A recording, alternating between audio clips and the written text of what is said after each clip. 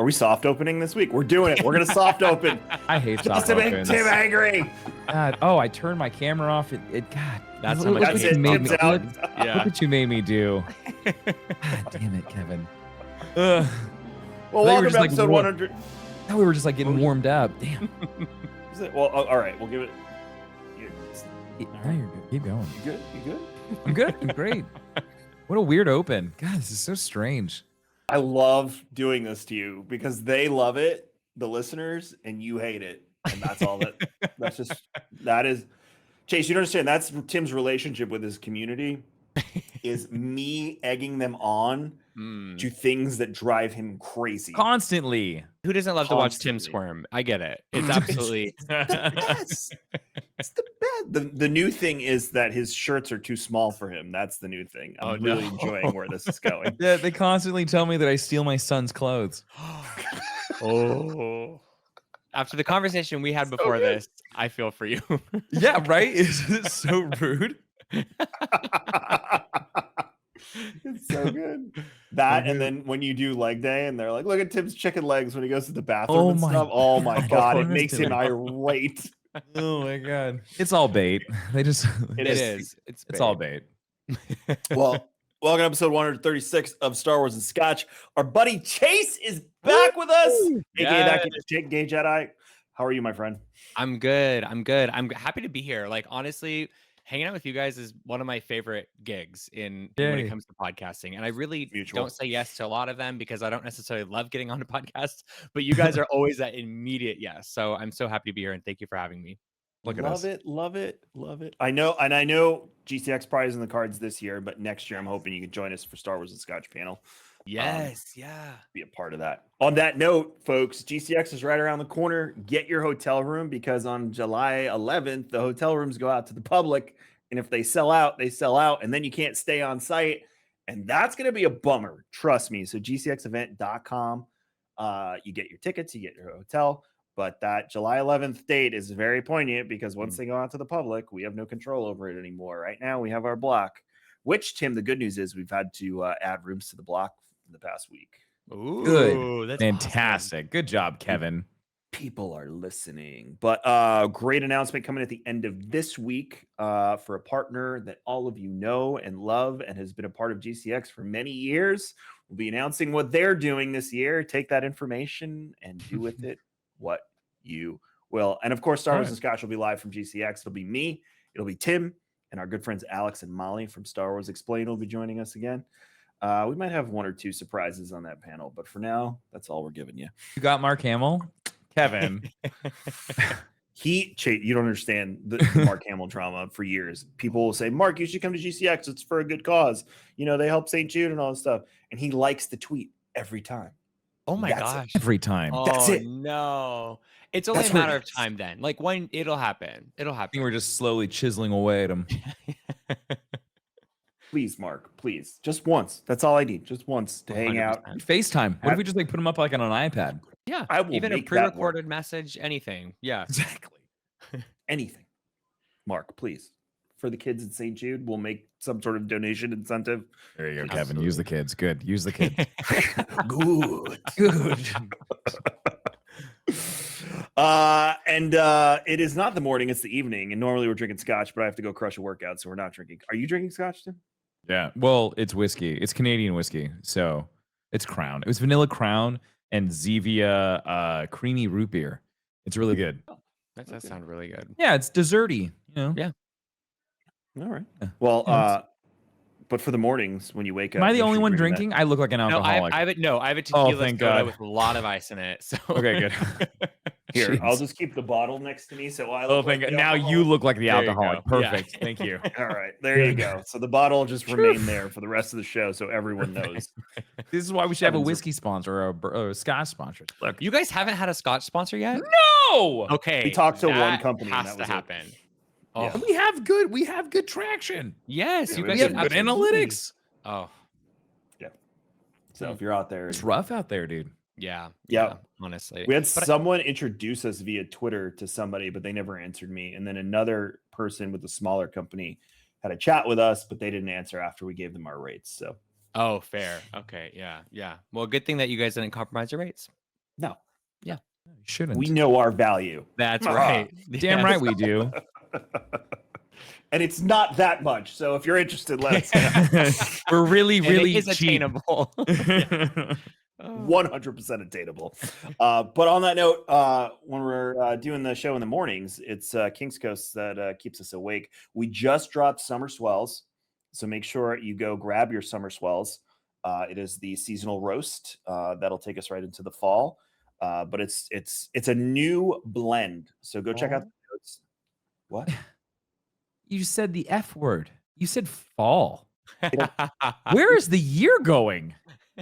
It's July in like 4 days. I know. Tim. What happened? I have no idea. Where did it all go? Yeah.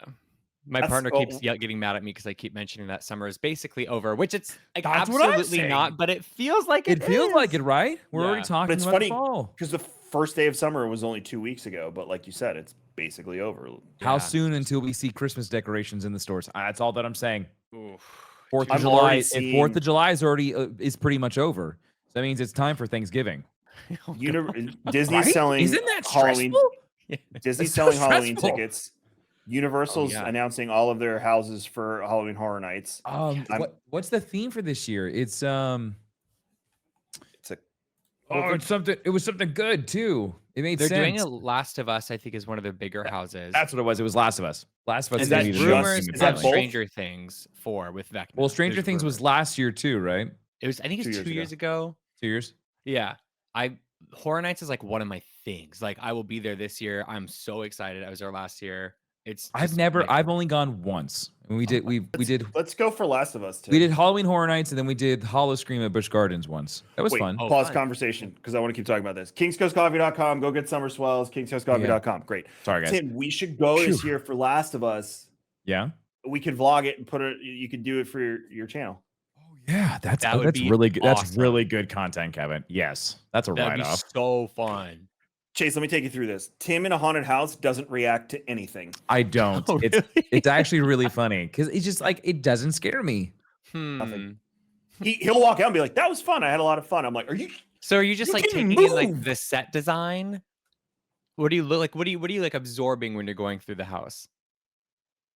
Yeah, I'm looking at the decorations and stuff. I'm looking at like I really am. I'm looking at how I'm looking at the haunted house itself. Right. Like I'm experiencing the rooms, but like the actual like jump scares, they really don't bother me. My family was an annual pass holder family. Like we had the whole family package growing up. So like because it was really cheap. And so like we didn't get to do Disney World. We got to do Universal. Like that's how we grew up. Like we always felt like that was like that's where all the people who didn't have money went. Like they went to Universal Studios. But like, yeah, Dueling Dragons was like probably like my favorite roller coaster. Oh my God. Ever. Yeah. Yep. It's such a great roller coaster. It is. I think I can't remember the last time I was on it, but I would love if they did a theme for that. Amazed for that. It'd be so cool. Interesting. The Harry Potter one, essentially it's the same thing. They didn't really change it. They're gonna do, that's a good point. They're gonna do high fantasy. I could totally see you recording it. Okay, cool. Just cut that out. If they're gonna do high fantasy, we'll just pick it up from here and let them splice it. They should totally do Game of Thrones. Just do like North of the Wall, White Walkers, full snow, blood, sacrifices. That'd be pretty fun. If you're gonna go high fantasy, you may as well like go for, or you could do the Battle of Winterfell at night, and you know we're in a scenario where it makes sense that people actually can't see. I watched it and couldn't see it that night because I was on streaming. So I was one of the many people who was like, I hated it. It sucked. And then I went back and watched it when it was compressed correctly. And it was. That is so wild that happened. What a moment in pop culture history. It was very strange. It just added fuel to the dumpster fire that was season 8 at that point. So yes, it did. Is what it is. But you have a horror podcast, don't you? I do, yeah. Right now, we're kind of like really focused on Buffy. I'm watching Buffy the Vampire Slayer for my first time. WB, Sarah Michelle Gellar. First time? Yes, I've never seen it. I've never seen it. I grew up watching that. Angel's my favorite. Okay, I'm love Angel Dude, so much. My the co-host, like, spinoff is so good. I cannot wait to watch it. I'm like so excited. So I'm only on season 2 and I like don't know anything that happens. Like Yeah. it's just never been in my circle. So I've never gotten a spoiler or anything. So it's kind of like a fun place to be. And my co-host is like a huge Buffy fan. So they're like walking me through it and it's fun. It's really, really good time.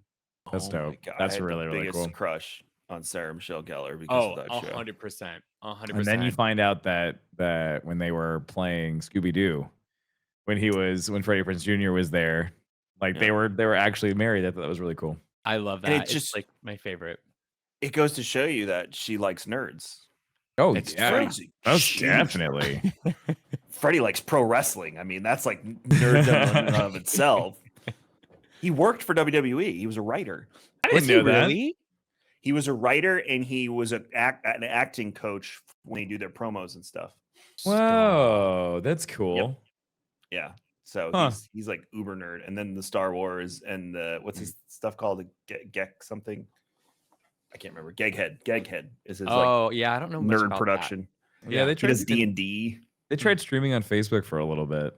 That didn't really do well for him. It never just got traction with that whole crew. I don't know why, but it never did. But I watched one of their Star Wars D&D campaigns that they did, which is what interested. Remember a few years ago, Tim, when I was like, we should do one with Robert. Yeah. I still want to. Came from that. Yeah.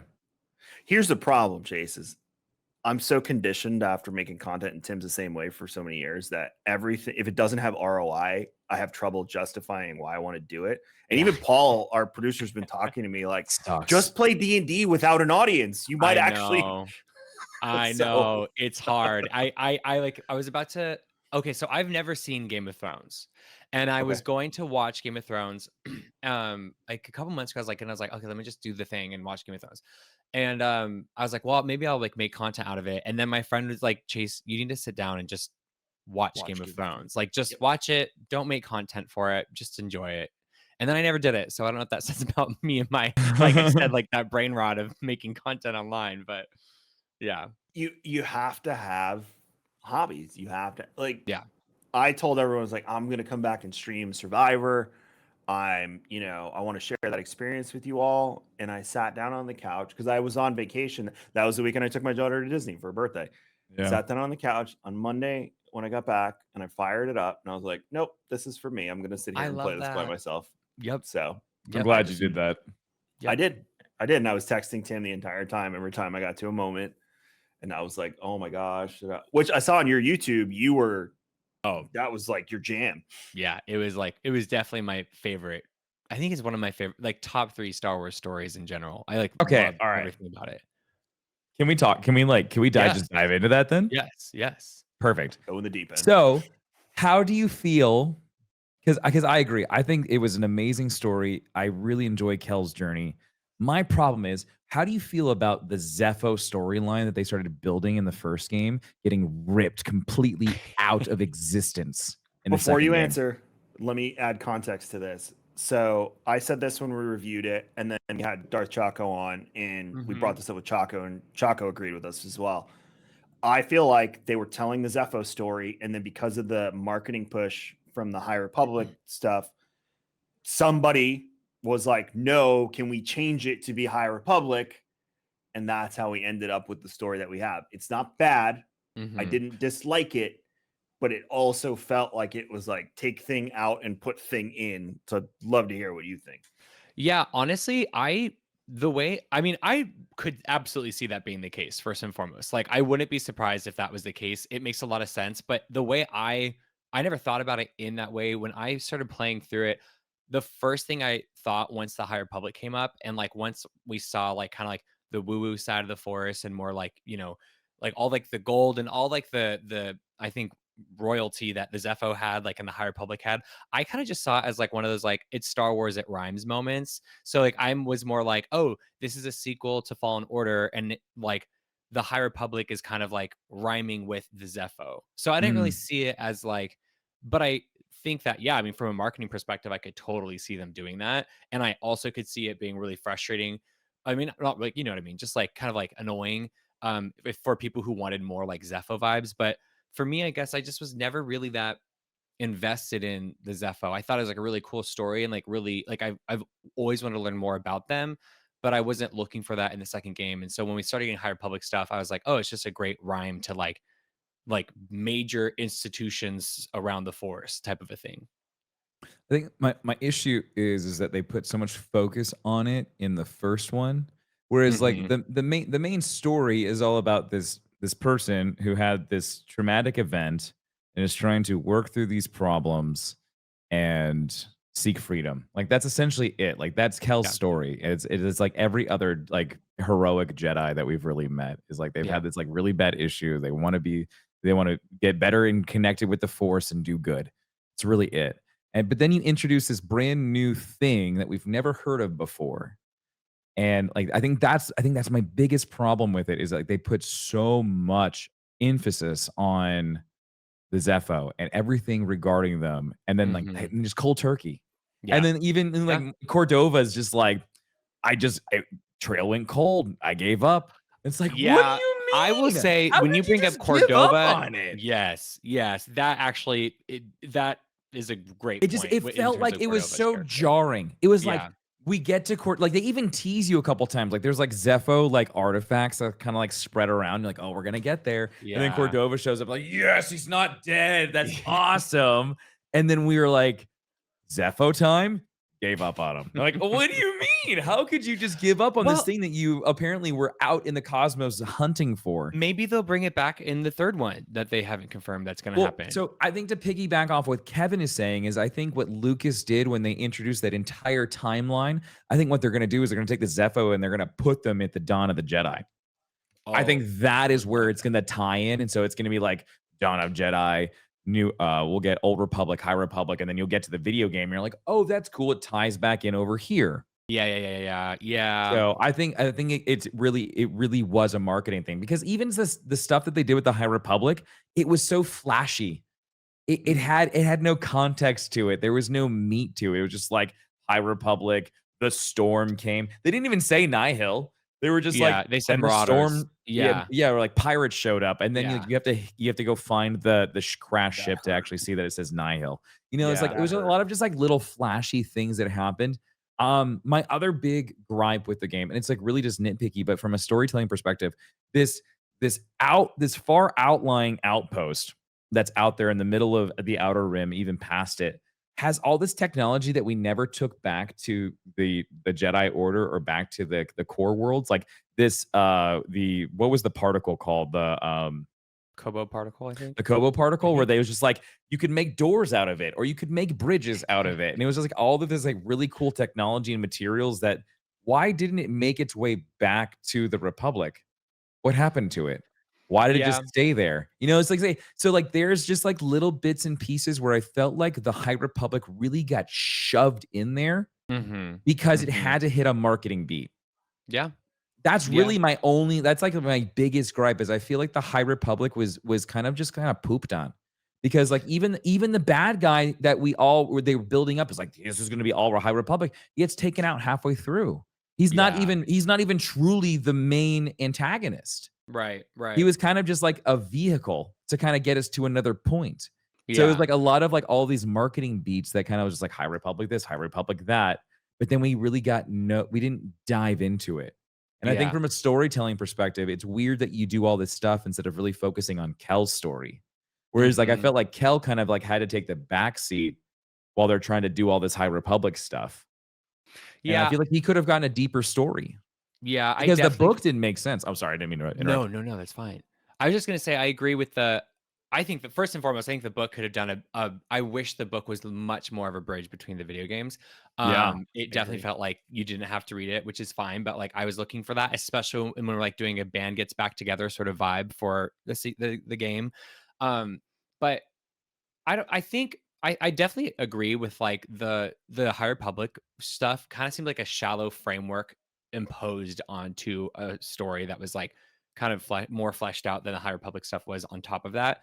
Um, I think I make a lot of excuses You know what I mean? I'm one of those fans who's like, I'm just like, when it's like, they didn't bring back like Kobo particles or certain technology, like in my fan brain, I'm like, well, it's just because it was very far away and the Jedi just abandoned it, and that speaks That's to what people in how, my chat said. yeah, they're like, that just speaks like how far away they're like, no, let's just Yeah. get rid of this planet, let's just forget anything ever happened and just start building in like the core world. Um, and then like with Dagon, I think I think he was just I think the marketing did implicate that he was going to be a much bigger deal. Even when Yeah. like that boss happened, I thought the game I was like, is the game over? I was like, cuz honestly, I didn't like this game very much. If the game's just going to end here. But the force fight was fucking sick. That force Yeah. fight was everything. And I think that he does provide like a nice foil for Cal just in terms of like obsession, because like this guy like wasn't really he wasn't really Dagon was sort of just like obsessed with Kobo, like Yes. and like having this like ghost moon or whatever. I don't remember them they're called, but he's obsessed with this idea of like getting, the Jedi temple over on that. What is that planet called? It was the one that's inside the Yes, the array. yeah. Yeah. Yes. Okay. So he's Whatever. talking Yeah, about that place. yeah, the place like the whole game's about. We can't remember. Tanalorr. Tanalorr. Yes. Nice. Okay, thank you. We got there. Like he's obsessed with like it's just kind of funny because I heard people being like not upset but kind of like questioning why Dagon would be so obsessed with just like to the point where he's like gonna get his arm chopped off and go to the dark side. He's so that obsessed with just building a Jedi temple on Tanalorr.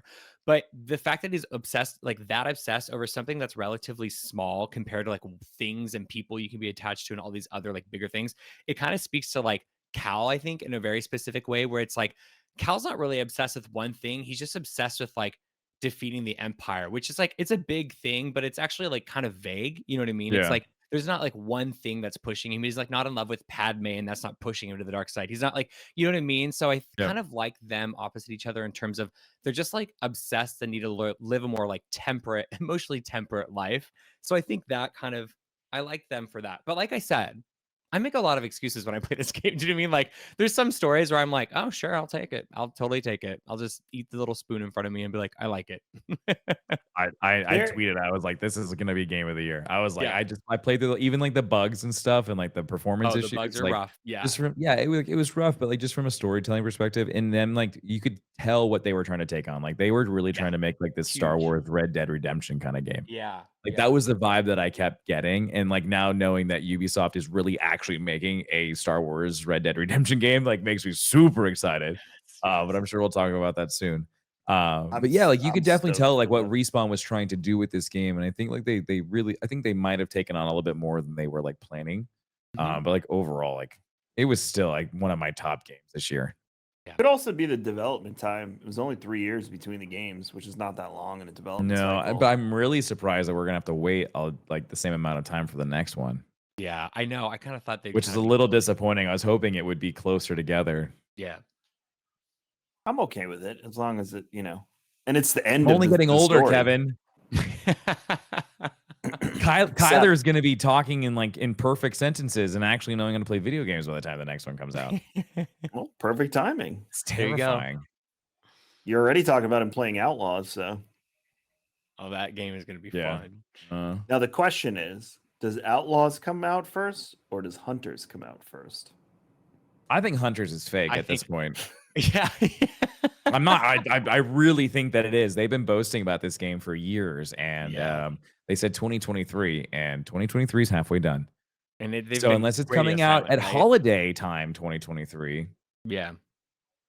My oldest daughter she's obsessed with Overwatch. So she's a huge Star Wars fan, so she's been waiting for this game for a very long time.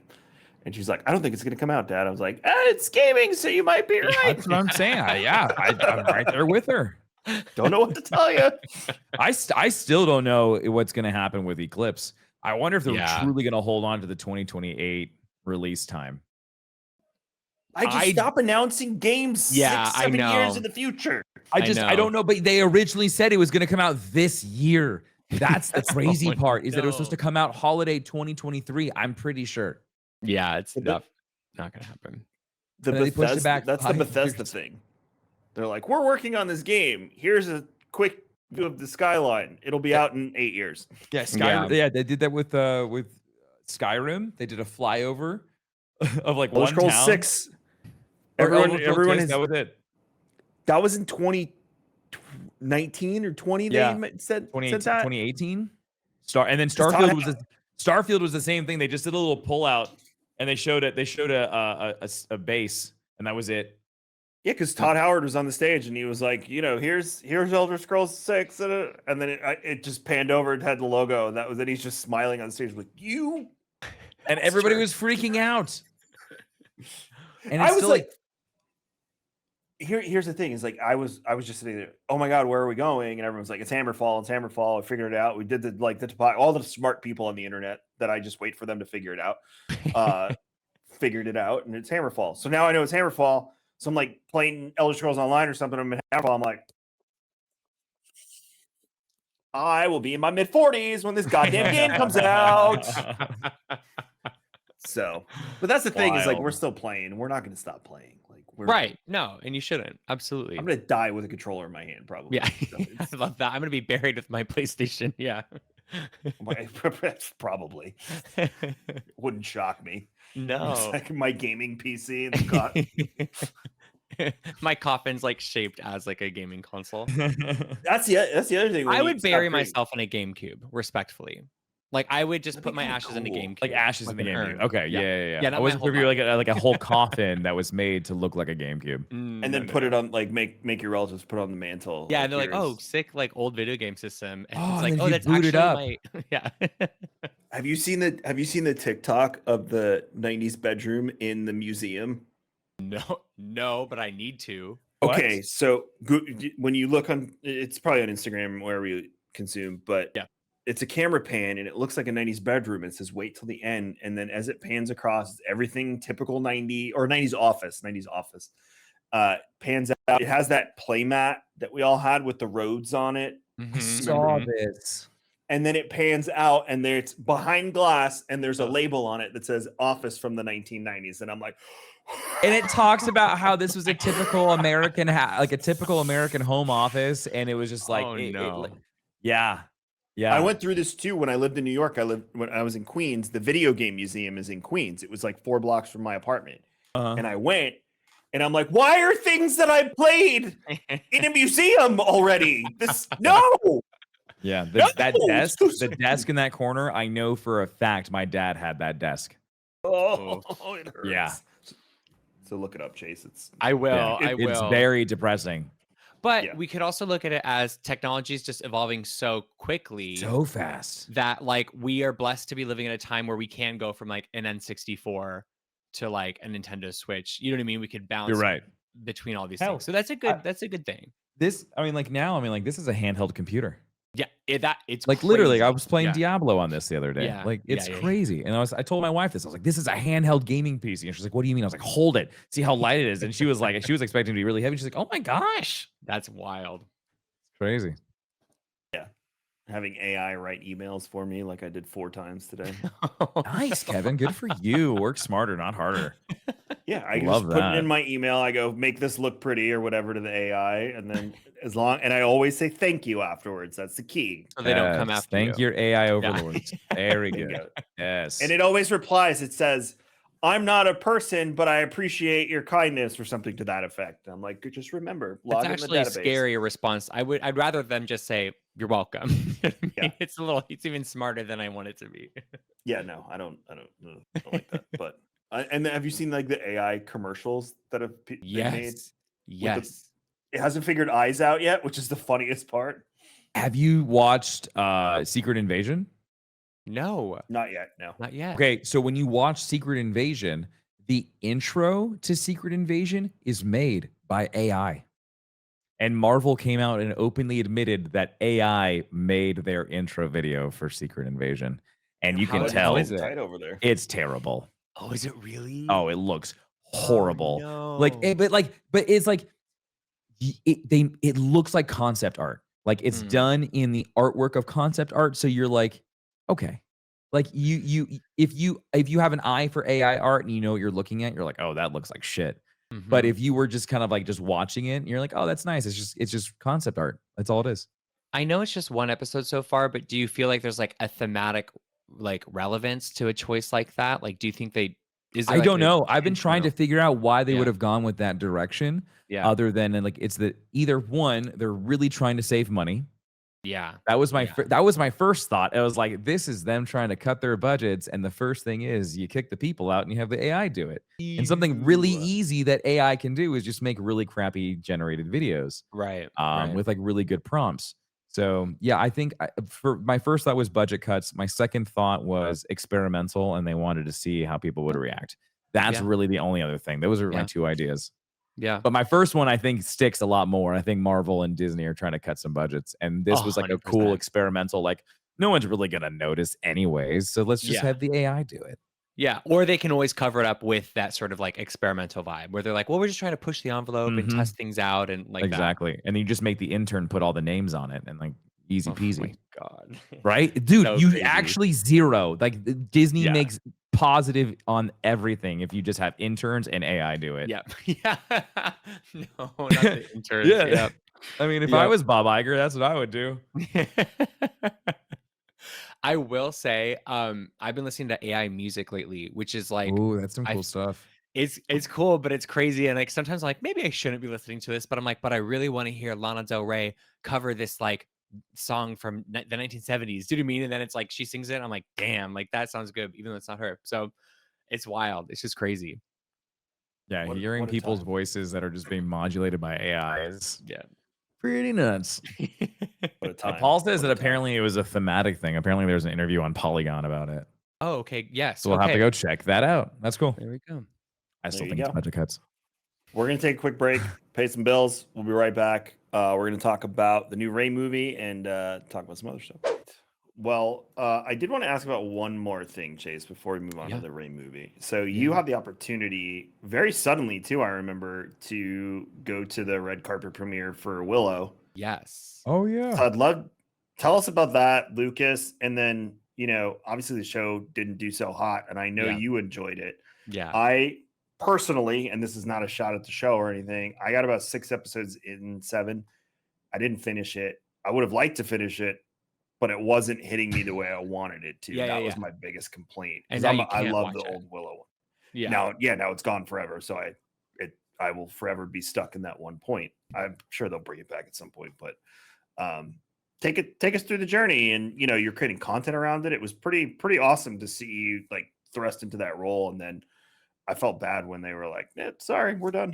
That is, yes. Well, I appreciate the condolences. I had quite a few people who reached out to me when they took it off, and I was like, oh, first when they like canned it, and then they took it off, which was insult to injury. But yeah, I don't know. I got invited to the Willow premiere, which is super exciting, and I didn't really know much about Willow. I didn't grow up watching Willow, but I just got a little bit high one night, and I watched the original Willow, and I like found myself like crying by the end of it, and I was like so moved by it, and I was like, and there's so many points where I'm like, this movie is weird and like kind of not good, but also kind of great at the same time, and I just loved the like richness of that, to like watch something that was like good but not good, and like super serious but super funny, like, you know what I mean? Like I just found it weird, and I liked that. And then when I watched the show, the premiere was a beautiful event. I mean, they threw a gorgeous event. The cast they're all hot, and they're all like very stylish. So like they looked amazing. It was also really, really cool to hear like John Kasdan talk a little bit about the show and like approaching the show from his perspective, which was the first time he watched the movie, is where he kind of really felt, he said, it was the first time I felt like desire between people in a story, and like just the themes of desire and like wanting and yearning and all that kind of stuff. And so with those two things kind of going on in terms of my experience with watching the movie and then hearing Kasdan talk about it, the show really hit for me. I think that the show really did like a cool job of like, there was a lot of like, there's a lot of sexuality in it, and there was a lot of like wanting and yearning for power, and there was just sort of like a lot of that Kasdan was talking about. And there was sort of like some choices in the show that I didn't like love, and there's some choices in the show that I really did love. So I loved sort of like and it was also like very complicated but very simple, and it was like high stake but super like not serious. And I just, again, it kind of, to me, it really footed the bill in terms of like, or foot the bill, is it fit or foot the bill? Foot. It really foot the bill because it did to me everything the movie did. And that was as like a new viewer. But yeah, I don't know. I love the show, and I think to be honest with you, I do think that like Disney should be a little bit ashamed of themselves that like they could invest so much money in a project and like have like so like countless artists work on a project and like make something, and then they just decided like it's as if it never existed. I think that's a really like Yeah. insulting thing to do on an artistic level. And I don't really care how much money is being lost or not made back or anything. It's like you just like don't do that to people. You know what I mean? And like I know I'm talking out of corporation, but that is kind of like where I land on it, you know. Yeah, the other part of it too is honestly, how much does it cost them to keep it on platform? Like Yeah. they nuked it in less than a year. Yeah. So I don't know, it left a bad taste in my mouth with how they handled that situation, regardless of my personal feelings on the show. Right, You right, right, right. know? Yeah, and also like it's not giving it really any room to grow. You know, not everything is an immediate hit. And also most Yeah. things like I mean, never underestimate the power of a cult following. Like cult followings have proven to make money for franchises. And like you can't have that kind of future investment if there isn't like a risk of like trying to create a cult following. You know what I mean? The Willow fandom really was bubbling up. You know what I mean? I've never been a part of a fandom that like named itself. Like people in the Willow fandom, like they came up with a name for themselves, and like it was just like crazy, and it was so cool to see that. And I think that, and I don't know, I noticed sort of like numbers going up in terms of how many people I saw talking about Willow online, and like how much of a fandom was building around it. But again, there's not when you cut the air supply, there's not you know it can't grow much further than it did when they just take it off. And I told you before we started recording, like my wife is like closet nerd. And Mhm. that was part of the reason I stopped watching. It was just not the show was not for her. She was just Yeah. not into it. She has a type like I told you, Lord of the Rings, Game of Thrones, Vikings Right. is another show we watched together. Ooh, love Um, Vikings. this was just not her thing. Yeah. So that's why it stopped. I would have went back and finished it. And if there was future seasons, I probably would have watched more. Right. You know, again, not my favorite show, but high fantasy is just kind of my thing. Yeah. So I would have been all about it. But I just like, yeah, I agree with you. They just pulled the plug way too quick. And I think it didn't give it a chance to, you know, sprout and get wings. There's so many shows that did not do well the first season that came back, you know, with a vengeance in future seasons. You mentioned cult followings. Evil Dead is like one of the first things that comes to mind. It was a box office flop, and it's like Mhm. they have conventions dedicated to just Evil Dead now. Yes. So just shows you the power in it. And I did, you know, there were some characters that I wasn't a fan of, but overall, I liked most of the characters. I thought they were interesting, and I wanted to know more about them and understand the journey. What's his face was my favorite. Now I have to look up his name. Big guy. Borman. Borman was intrigued the hell out of me, and I Yeah. wanted, and I liked the pieces that were being put together. And now I can't really figure out what happens at the end with him. And I will say that show, it ended strong. Like I could admit where its faults, it ended strong. It stuck that landing so hard, and it was pretty fun to watch. It was a really, really fun watch. So Yeah, I'm right. I was right at the part where you found out that the one girl is sisters with the girl that we just met. oh yeah, see, like That that's where it tribe. starts really cooking. Yeah, yeah, yeah, yeah, Yeah. yeah, yeah. And now Well, I'll I do never have know. them downloaded if you ever want them, but I don't know if how interested you are. But if you ever need them, you Ooh. know where to find them. You should burn them I'll on send you an discs and email. then just like keep them in Yeah. like in a time capsule. I What already year is put the it? finale on a VHS. Yes. I'll just send you a Google Drive link. Yeah, okay, that's fine too. I really like the the VH. Like, yeah, but then you have to go find a VCR. And True. like, good luck trying to find a VCR now. You go to Goodwill. This you can right find here VCR. is a my TV, my RCA TV right here. No I've been way. You playing- have one? Okay, yes, because I have two. One for VHS, this one has DVD, but I've been playing, I'm going to start playing some of my old Game Boy Advance, Game Boy Color games through the GameCube, which connects to the TV screen. So, and I'm going to start streaming some of those. So that'll be really, really, really fun. Oh, are That's you gonna do like fun. over the shoulder like camera to capture the TV or? No, because like I have like a digital output, so I can also pick it up through Game Capture from the Oh, I GameCube. see. You're splitting it. Okay. Yeah, Yeah. yeah. I got it. But I That's also like will still. have this in. You're just gonna have the full retro experience. Yes. God, I love that so much for you. That's so cool. Thank you. I'm excited. Super excited. Let us know when you start that. I would like to. I will. Yeah, I will. The nostalgia. For sure. Are you gonna stream it on YouTube?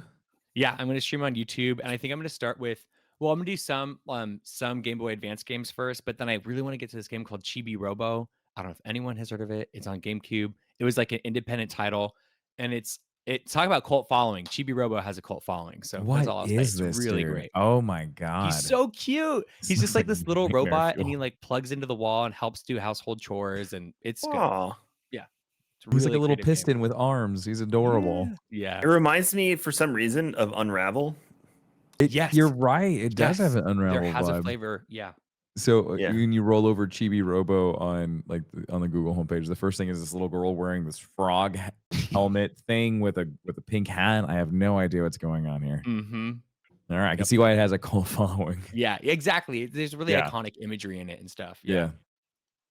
So the only bit of Star Wars news that was available, besides the fact that they're wrapping one of the graphic, it's not a graphic novel yet. It will be when it's complete, but one of the comic book series for the High Republic, is Kathleen Kennedy's comments on what the hell this Rey movie is going to be.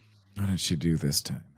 So, a lot of interesting information. Number one, she used the word reboot, which drove me a little mad. It was an interesting word choice. She said it's a reboot of sorts, and I'm like, what does that mean? I don't know if you know the meaning of that word, Kathleen. That's no. So essentially, they're moving away from the First Order story, and they're going to focus on Rey's promise to Luke to rebuild the Order. So that's the gist. That's not a reboot.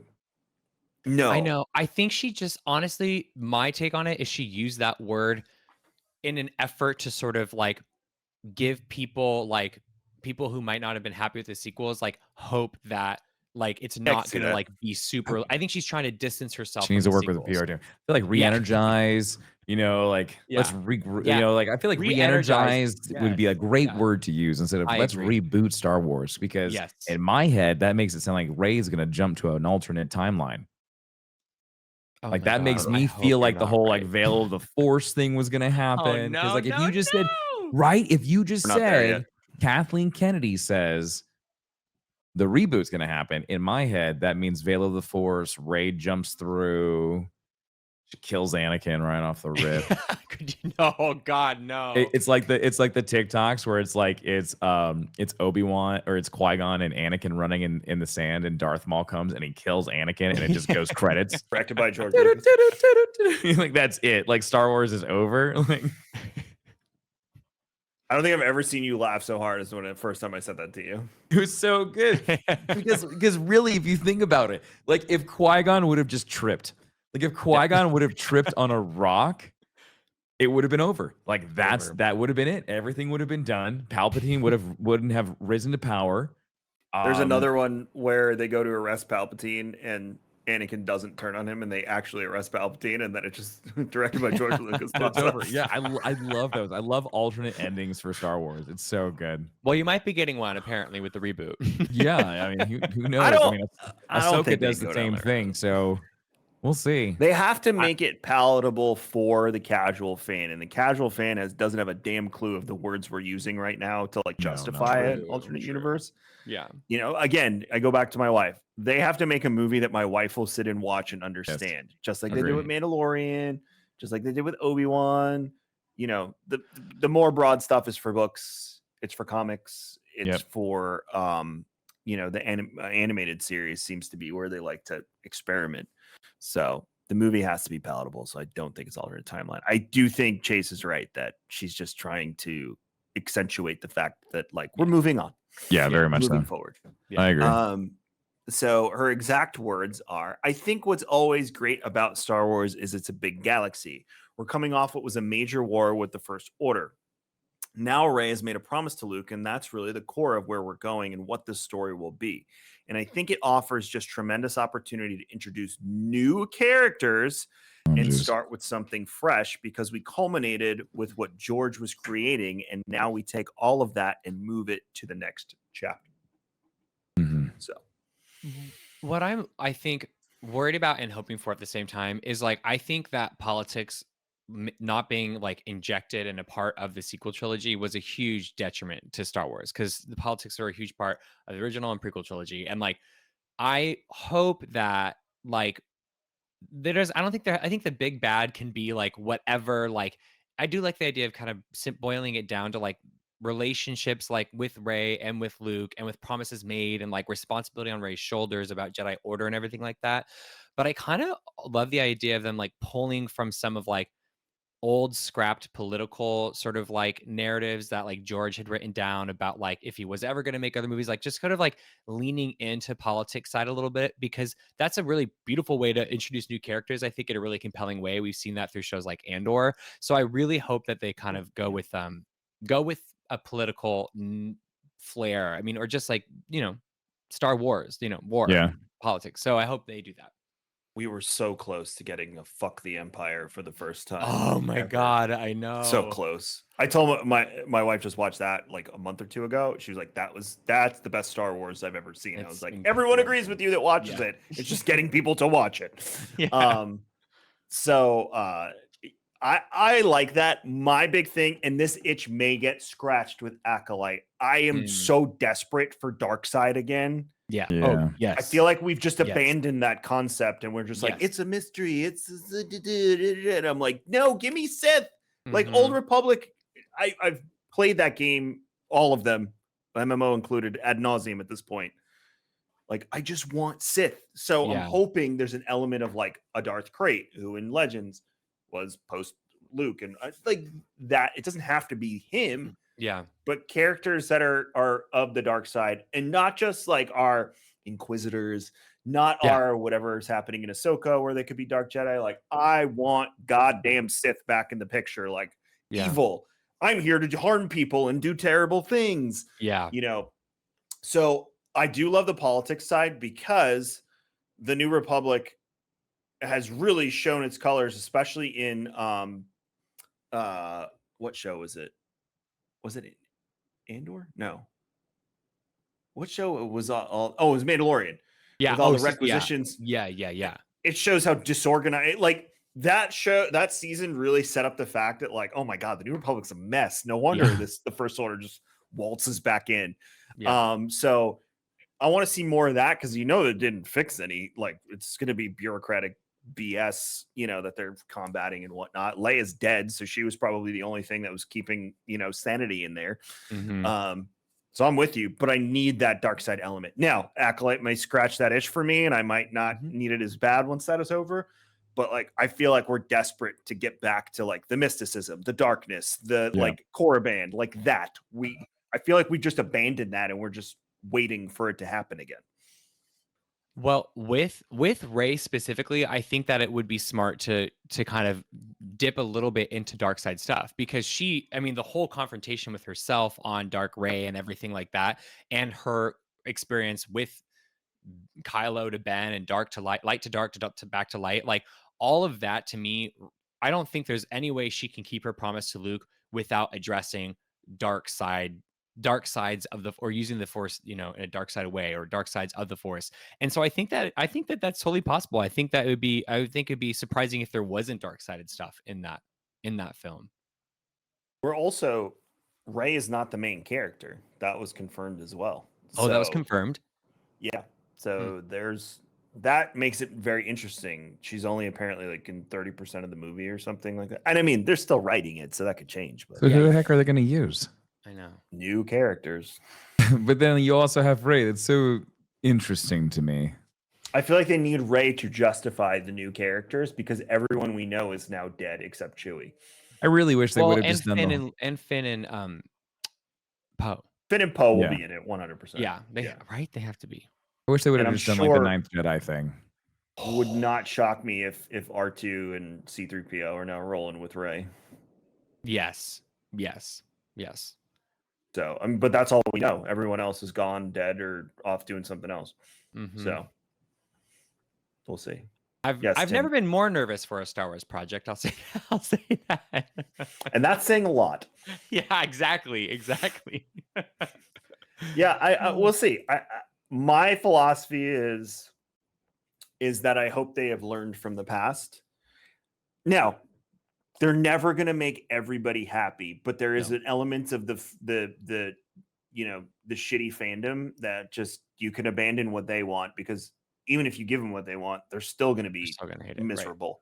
Right. Mhm. So appeal to the IP in a way that kids can enjoy it, because we always need that. Freddie said it best when he's like, at its core, Star Wars is for kids. Yes. And it's multi-generational. I've said this on the show numerous times. Like it's one of the only IPs in the world that my 8-year-old and my 7-year-old uncle and me at 40, we can all enjoy simultaneously. It's one of the only IPs that exists, and we can't abandon that. We can make dark stories like Acolyte, and we've had fun with it, and that's cool. But at its core, a movie needs to be multi-generational for everyone to enjoy. So appeal to that, and then appeal to the hardcore fans. Give us the little things that we ask for, just sprinkle them throughout the movie. Let us enjoy, where you're sitting with your significant other and you're like, oh my God. And they're like, what happened? I'm like, it's the thing they just said, or oh, you don't even know. So, as long as they follow that playbook, it's not hard. Like, just don't screw it up, and put people in charge that care. Look what happened when they put John and Dave and Taika and all these people in charge, and Deborah. Yeah. Oh my God, I love great Deborah content. Yeah. Bryce Dallas Howard is my favorite. Oh my Bryce God. Dallas Howard, and also Leslie Edlund is going to do an amazing job with the Acolyte. So yeah, very excited. What other show? I was reading up on Leslie, and she did another show that I liked, I think. Yeah, she did. Did she do She did Russian Doll? Yeah. And she was involved in Cloverfield. Those were the two that I was like, okay, all right. Yep. So she has my interest. Plus, it's again, it's a dark side story. So yeah. What's your take on what that is? Like, Tim and I think it is fallen or curious Jedi that will go searching for things they shouldn't be searching for. That's our take on it. What do you think? I love that so much. I'm awful at speculation. I will say I love that. I love the idea of them just sort of like being curious and sort of slipping. I don't know. Honestly, you guys, I haven't thought much about the plot. I'm just like obsessed with like the visuals that leaked, which I pretend not to see it.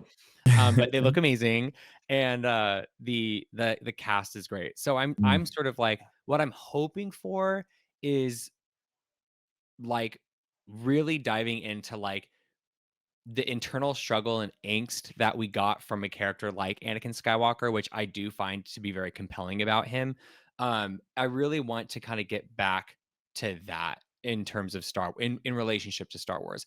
It's also a huge reason again why I think Survivor hit for me, is because like Cal is having a hard time, he's just angst. I don't know, that angst I think is what I think really I find exciting in terms of like the Force and how to use it and how best to approach it. And with them being so early on in terms of like the bigger Jedi timeline, I think that they have a lot to play with that. I'm just hoping that I want them to get messy. You know what I mean? I want them to get messy and trying to figure it out for sure. That's the show to do it in. Yes. Again, I'm never going to be right. And I'm not the type of person that when I don't get what I want, I'm going to be like, that's shit.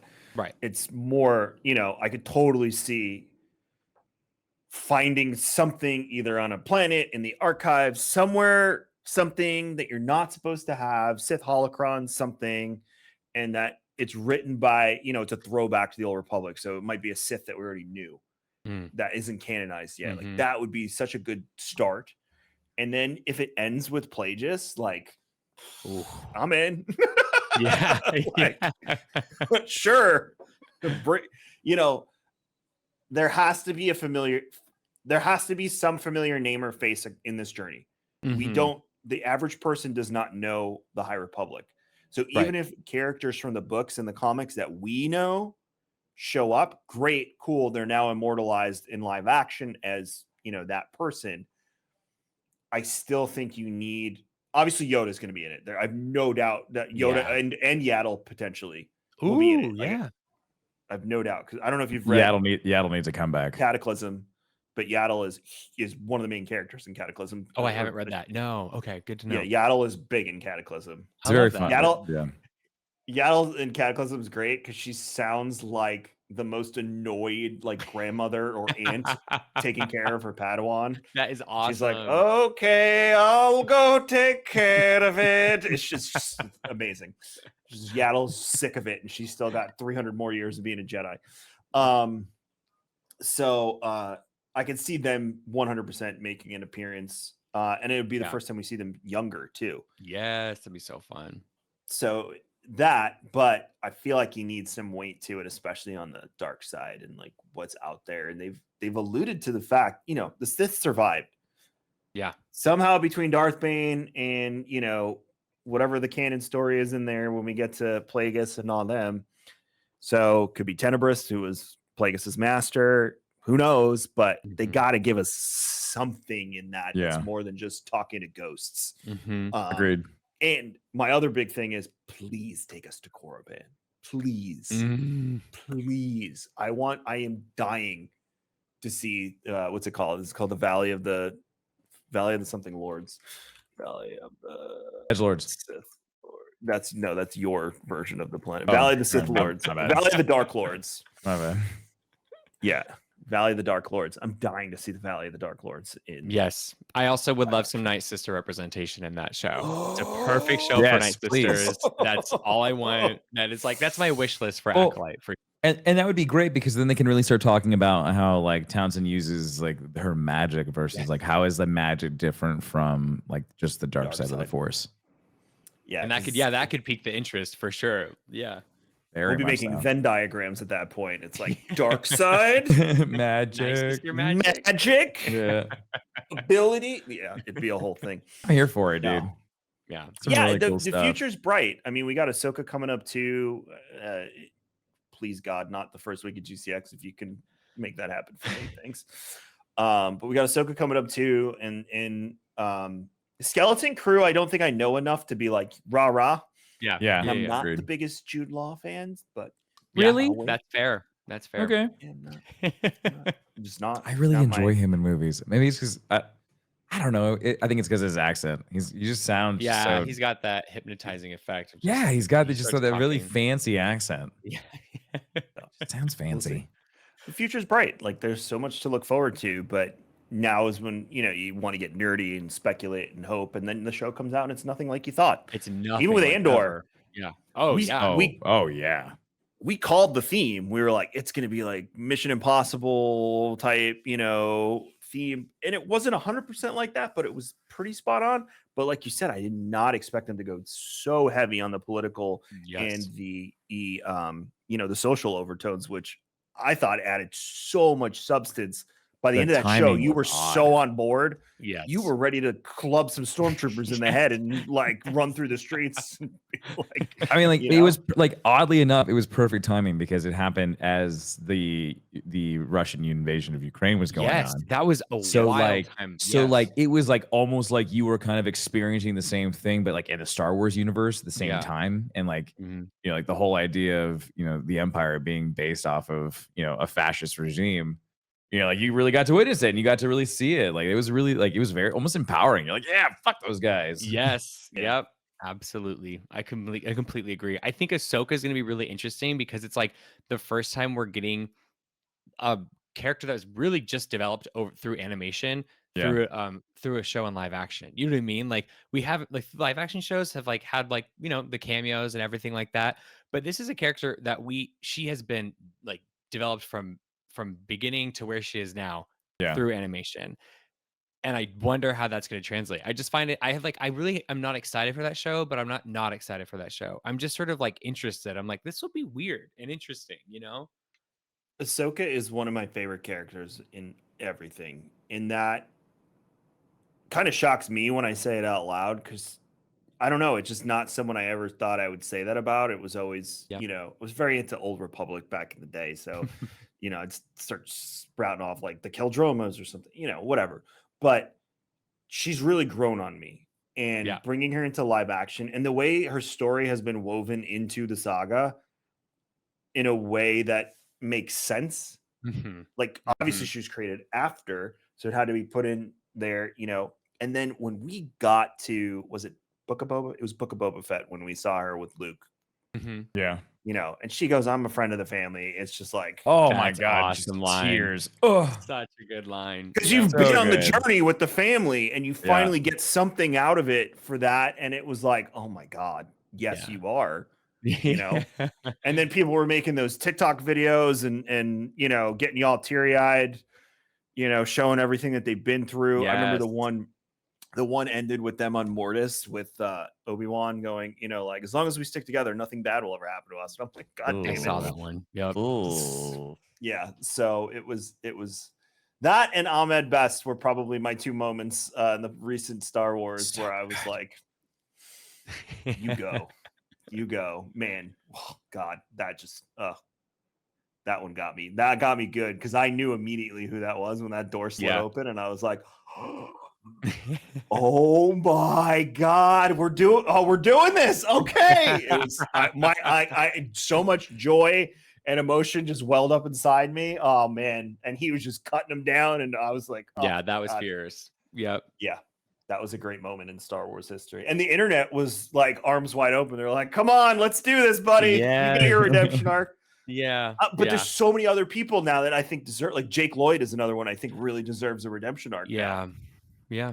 Like he that poor kid is, because that's like trauma from being young Anakin. Yeah. From the terrible people we talked about earlier. Like he deserves his moment now, if he wants to. Obviously, he might not want to, but so we'll see. But Chase, it's always a pleasure getting to talk to you. Yeah, I think we should do this again in a few months because 100%. We just have fun. And since you say yes to us, we're probably just going to ask more often. Sounds perfect. So, we can talk about Ahsoka. That's fine. I love it. But let folks know where they can find you. Your YouTube. Like I said, I was catching up on some videos today. And now that you're talking about retro streaming, you have my interest. So let us know where folks can find you. You can find me on YouTube. I'm ThatGayJedi on YouTube and also Instagram at AKA ThatGayJedi. And yes, I'll definitely keep you posted on the retro gaming. Please. Hopefully it goes over well. I'm excited. Please. And Tim, I'm gonna let you promote your socials this week because yeah, man, we're everywhere, dude. We are in the multiverse of streams, but yeah, we're streaming over on YouTube now. We're also we're streaming on Facebook and TikTok. But we've been really pushing YouTube pretty hard, and that's been going really, really well.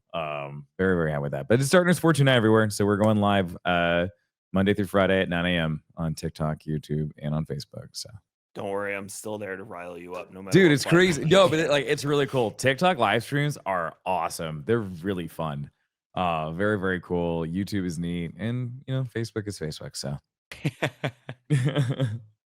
He said it, not me. And everything I do, raredrop.co. You can catch up on old episodes of Star Wars and Scotch as well. Rate, review, subscribe. It helps us out immensely. So please, please leave comments. Even if you disagree with us, just be respectful. And we are totally fine with you disagreeing with us. Just be respectful. That's it. It's not a hard concept. That's it. We can have fun conversations and disagree and jokingly take jabs, but just be respectful. But I'm Kevin X Vision on Twitter, KMagic101 on Instagram. I don't check social media that much, so don't expect an answer immediately. But we are Star Wars and Scotch. Chase, once again, thank you so much for joining us. It's always a pleasure to have you on. We love talking to you and catching up and getting to talk about stuff. So we're going to talk about Ahsoka with you in a few months. Thank you. But Tim, thank you so much. May the force be with you. Always. Yeah, that's the thing. See ya.